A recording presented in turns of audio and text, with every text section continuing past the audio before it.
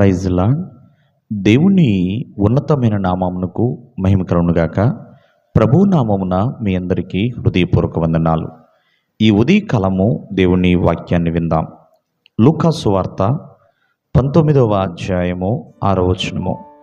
అతడు త్వరగా దిగి సంతోషముతో ఆయనను చేర్చుకొనెను. ప్రియమైన వర్లరా, ఇక్కడ జక్కయ్య గురించి మనం చూస్తున్నాం. మరి యేసుక్రీస్తు వారి కొరకు ఆయన ఎదురు చూస్తున్నాడు. యేసుక్రీస్తు వారు యెరికో పట్టణానికి వచ్చినప్పుడు యేసయ్యను చూడాలని ఎంతగానో ఆశపడిన వాడండి. మరి పొట్టివాడైనందున అతను యేసు ఎవరో చూడాలనుకున్నాడు, కానీ జనులు గుంపుగా ఉన్నారు, చూడలేకపోయాడు. కానీ మరలా ప్రభువు జక్కయ్య ఏ త్రోవలైతే ఉన్నాడో ఆ త్రోవలో వస్తున్నాడని ఎప్పుడైతే తెలుసుకున్నాడో ముందుగా పరిగెత్తాడు. మరి ఒక మేడు చెట్టు ఎక్కాడు. యేసయ్యను చూశాడు, ఎంతగానో సంతోషించాడు. ఇక్కడ మనం ఒకసారి ఆలోచించేద్దాం. జక్కయ్య ఒక ధనవంతుడైన వ్యక్తి అండి, ఒక ఉద్యోగస్తుడు. మరి ధనవంతుడు, ఉద్యోగస్తుడు తన గౌరవాన్ని పక్కన పెట్టి తాను యేసుక్రీస్తు వారిని చూడాలని ఒక మేడు చెట్టు ఎక్కాడు. మరి మనం జాగ్రత్తగా ఆలకిస్తే ఒకసారి ప్రయత్నించాడు యేసుక్రీస్తు వారిని చూడాలని. జనాలందరూ గుంపులుగా ఉన్నారు. ఆ ప్రజల్లో ఇతను పొట్టివాడై ఉన్నన్న వలన చూడలేకపోయాడు.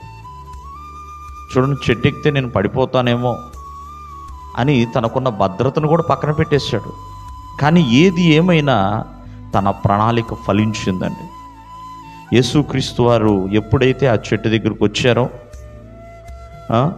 కన్నులెత్తి చూసి, జక్కయ్య త్వరగా దిగు, నేను నీ ఇంటికి రావాలి అన్నప్పుడు జక్కయ్య చాలా త్వరగా దిగాడంట, సంతోషముతో దిగాడంట. ప్రియమైన వల్ల ఆయన సంతోషము తన ఇంట చేర్చుకున్నాడు. ఈ రోజున ఒకసారి ఆలోచించండి, యేసుక్రీస్తు వారిని చూసే విషయంలో కానీ మాట్లాడే విషయంలో కానీ మరి అతన్ని ఏది కూడా ఆపలేకపోయాయి. అతని ప్రణాళిక ఫలించింది.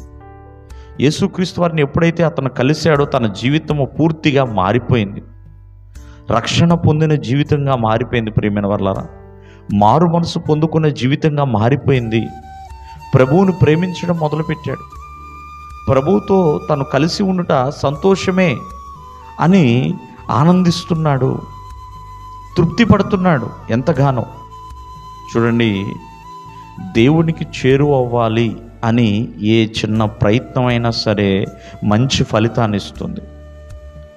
నిజంగా చెప్పాలంటే ప్రభువుని ఇతని వెతకడం మొదలుపెట్టాడు కాబట్టి తన ప్రణాళిక ఫలించింది, ఒక ప్రతిఫలాన్ని తనకి తీసుకొచ్చింది.